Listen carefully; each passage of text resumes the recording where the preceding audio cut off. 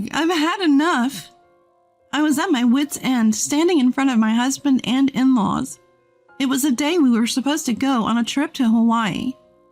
And my mother-in-law had just told me, "I don't remember inviting you." Carter, my husband, just gave me a look that said he wanted to get through this awkward moment as quickly as possible, offering no help. I was done with these people. My name is Rita Rollins. I'm 28 years old. Before getting married, I worked as a bartender. I've always loved drinks, and right after graduating from college, I got a job at a privately owned bar. That's where I met Carter, who had been a regular there even before I started working. I heard from the owner that he was a quiet guy, but he started talking to me more after my second shift. We were the same age, hit it off, and eventually our relationship turned romantic. We got married 6 months ago. Until I married Carter, I had never moved out of my parents' home. There were 2 reasons for that. First, my workplace was very close to my home. Second, my dad was extremely protective of me. I lost my mom to illness, and being an only child, I was always the apple of my dad's eye. But he didn't just spoil me. He knew when to be strict. My dad is a wealthy businessman, so I've never had to worry about money. I was able to go to college thanks to his financial support. I don't know all the details, but he seems to be involved in managing several companies. He cried so much at my wedding that the staff had to caution him. But he trusted Carter and sent me off as a bride. So I finally moved out and started my life with Carter. But reality was different from what I had dreamed. It all started when my mother-in-law began visiting our home. After marrying Carter, I quit my job and became a homemaker. Carter works as a driver for a small transportation company. He leaves early in the morning and comes home late at night, so I had a lot of free time. That's when my mother-in-law started to meddle in my life. One day, after seeing Carter off and doing some laundry, the doorbell rang. I checked the monitor and saw it was her. "Hello?" "Oh, has Carter gone to work?" "Yes, he just left." "I brought these cupcakes that Carter loves. Could you give them to him?" "Thanks for your kindness. We'll enjoy them later." I thought my response was perfectly polite, but she suddenly frowned and said, "What are you talking about? There's none for you. I made these for Carter." Her words were so cold and pointed that they hurt me a bit. Seeing me look down, she said, "Don't be so sensitive. Just let me in already," and pushed past me into the house. Leaving me stunned, she headed straight for the living room. I hurriedly followed her.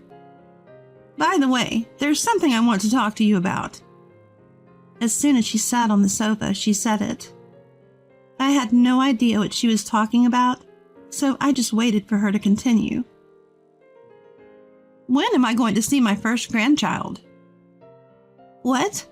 We don't have plans for that anytime soon." "What do you mean, no plans?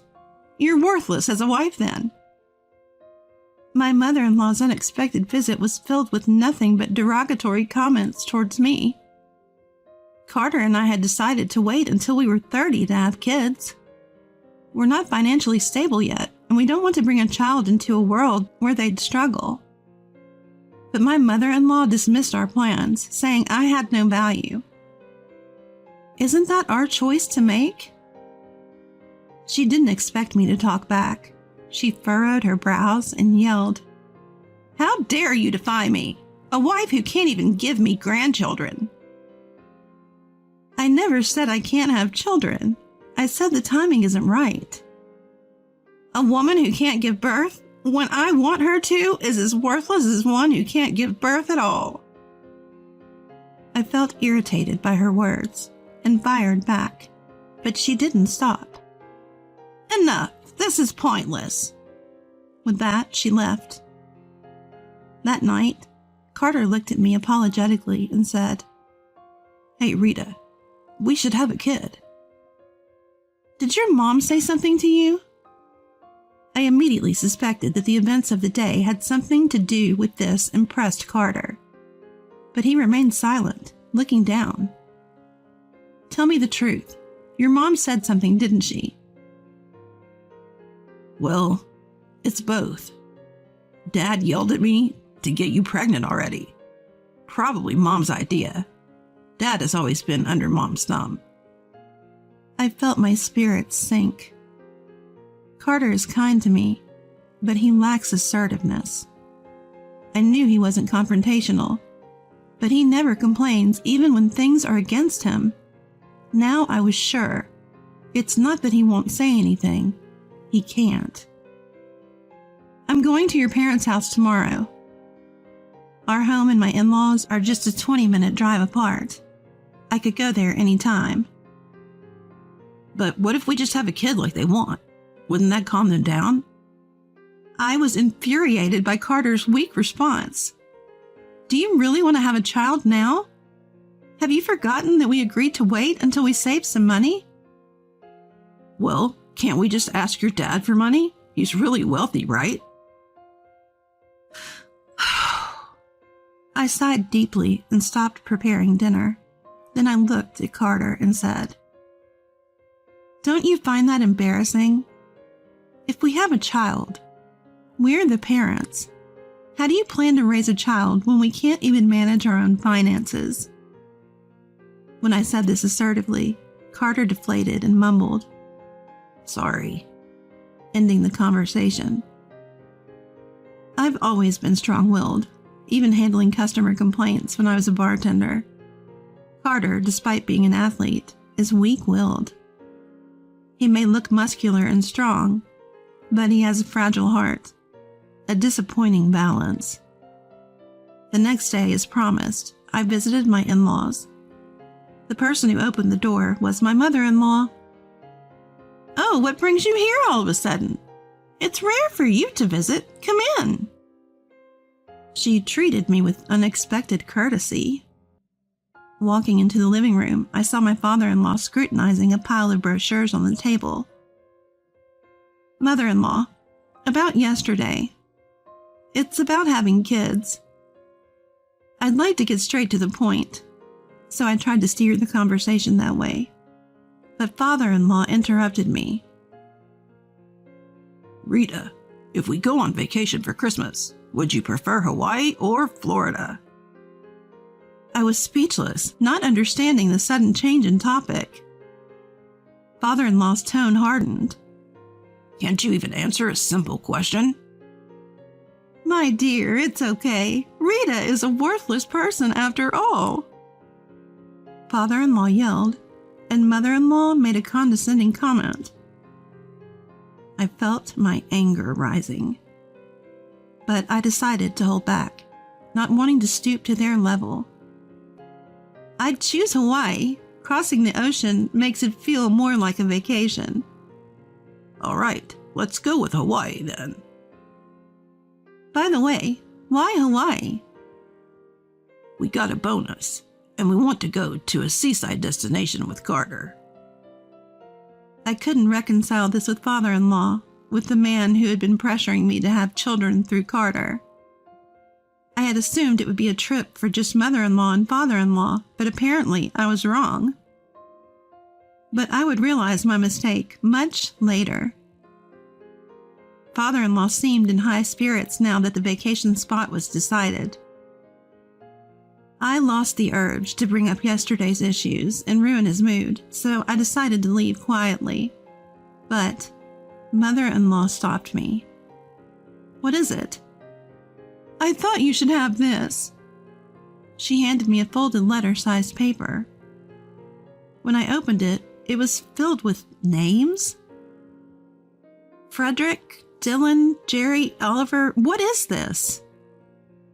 "It's a list of names for our grandchild. Pick one when the baby is born." "What?" I couldn't help but shout.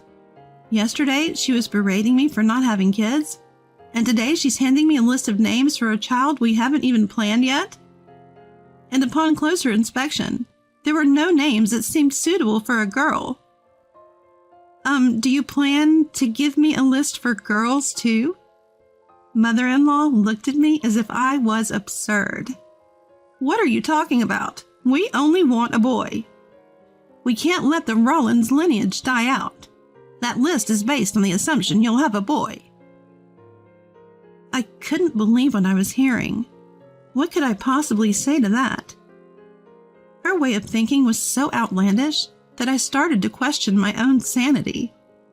For the first time in my life, I had met someone with such a different sense of common decency. Look, I have many questions, but let's stick to one due to time constraints. What if a girl is born? My voice trembled slightly with suppressed anger. I felt like lunging at mother-in-law right then and there. That's simple. We just won't acknowledge her as our grandchild. If a girl is born, still name her from this list. If you don't like that, then do your best to have a boy. Mother-in-law said this with a mocking smile. Meanwhile, father-in-law was engrossed in online shopping, probably looking for things to take to Hawaii. I caught a glimpse of swimsuit images on his screen. Suddenly, I felt a headache coming on and left my in-laws' house.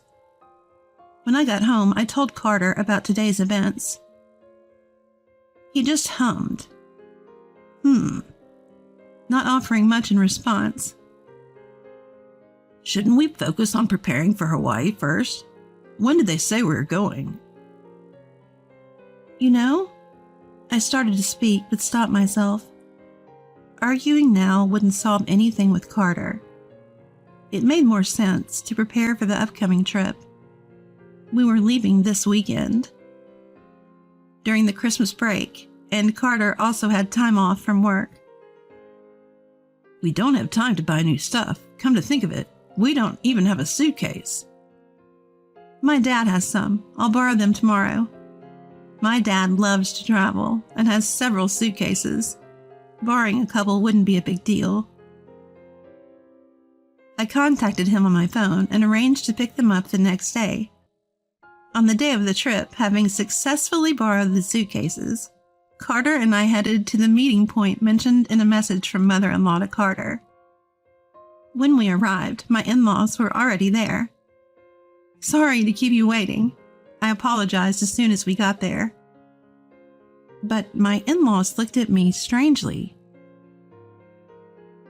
Honey, did you invite Rita? No. What's going on with the both of you? Like Carter, I was clueless about what was happening. Then mother-in-law said with a feigned, innocent expression, "We don't remember inviting Rita." Time seemed to freeze for Carter and me. What do you mean? You said with Carter, didn't you?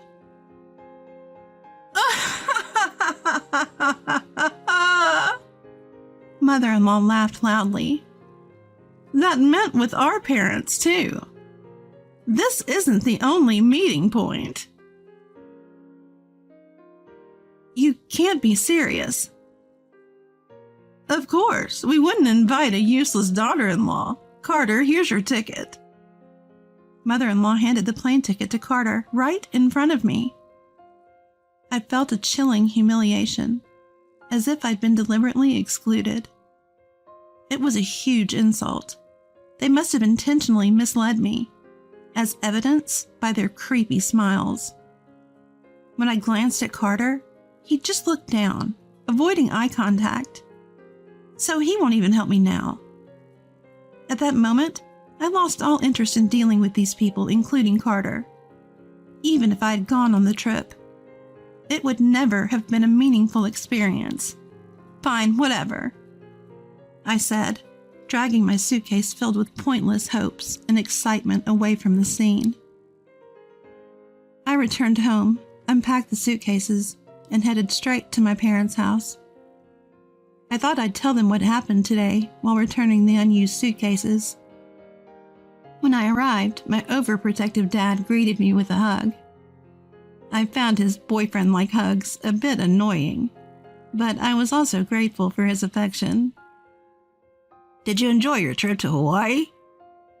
He asked with sparkling eyes. He probably wished he could have gone with me, but I shattered that expectation. I didn't go because I'm the daughter-in-law. Confused, my dad asked, What do you mean? As to answer his question, I recounted everything that had happened up to today. That's terrible, especially on Carter's part. A husband's job is to protect his wife, even if the opponents are his own parents. I had to stand up to my in-laws who opposed our marriage, and that's how I got to marry your mom. My dad said. He's a cheerful guy who mixes humor into his conversations, making them enjoyable. But his eyes weren't laughing this time. Is Carter's dad's name Fred Rollins, and he works at New Wave Corporation, right? I didn't know why he was asking, but I nodded because he was correct. Just leave the rest to Daddy, he said with a smile, ending the conversation. The day Carter and his parents were supposed to return from Hawaii arrived. I was summoned by my dad, and we headed to the airport together. We waited in the arrival lobby for Carter and his parents. 30 minutes later, they emerged, talking and laughing. My dad immediately approached the trio. I hurriedly followed. Carter was the first to notice my dad. He stopped dead in his tracks, looking as if he'd seen a ghost. His parents noticed his reaction. Just as mother-in-law asked Carter, "What's wrong?" My dad spoke up. Hello, I'm Rita's father. The three reacted nervously to his words. Hello. Father-in-law responded with his tone much weaker than when he had spoken to me. Do you know why I'm here? The aura my dad emitted was intense. He's built a massive fortune over the years and knows how to control the conversation. The three seemed to know what this was about. They looked down, trying to avoid the issue. My dad took a step closer and said, I heard my daughter was excluded from the Hawaii trip. Is that correct? Well... Carter, didn't I tell you to take good care of my daughter when you asked for her hand in marriage? You've betrayed that trust, haven't you? Carter glanced at my dad's face for a moment, then quickly looked away, mumbling, I'm sorry. But my dad didn't let that go. Apologizing means you've done something wrong, doesn't it, Mr. Rollins? Both Carter and mother-in-law were at a loss for words. Though the airport was bustling, our corner felt like a different world. Thanks to my dad steering us to a less crowded area, no one was paying us much attention. Mr. Rollins, let me make one thing clear. If you don't honestly tell me what happened, I won't forgive you. On the defensive, Carter and his parents finally had father-in-law speak up, perhaps to save face. What do you mean, won't forgive? What are you planning to do? I'll shut down your workplace. Haha, what a joke. Father-in-law started laughing but trailed off as he met my dad's serious gaze. You work at New Wave Corporation, right? The bank recently approached me about providing funding and management reforms for New Wave. If I decide it's not worth saving, the bank wants to pull its funding before the debt grows any further. I was considering helping out, given that it's the company where my daughter's father-in-law works, but it seems like it's not worth it after all. For the first time, father-in-law's eyes, which had been locked down on me, began to twitch. You can't mix personal matters with business. You'll leave not just me, but the other employees out on the street. Father-in-law's face turned pale, but my dad was relentless. I don't mind. It's a company that is bound to fail sooner or later. Besides, my daughter is more important than employees losing their jobs. I really wanted Carter to take on this role, but it seems I misjudged him. Sorry, Rita. My intuition failed me this time. Carter looked miserable, unable to argue against the accusations.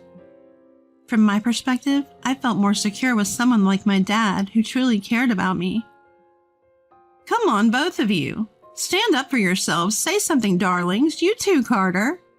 Mother-in-law was panicking, but my dad didn't let her off the hook either. Mrs. Rollins, you're also part of the problem, aren't you? Why are you trying to force Rita to have a child against her will? Let's hear your excuse. My dad glared at mother-in-law with a low, stern voice. Mother-in-law flinched, unable to respond. Have a boy? Choose a name from this list? She's worthless? Who do you think you are? Well... Mother-in-law was increasingly cornered by my dad, sweat forming on her forehead. But my dad didn't stop. If you're going to make arbitrary decisions, then so will we. First, we'll have Rita separate from Carter. What? Carter looked up shocked. The discussion with my daughter is already done. The divorce papers are filled out. Without Rita, you won't even have the chance for grandchildren. We were looking forward to seeing our grandchildren.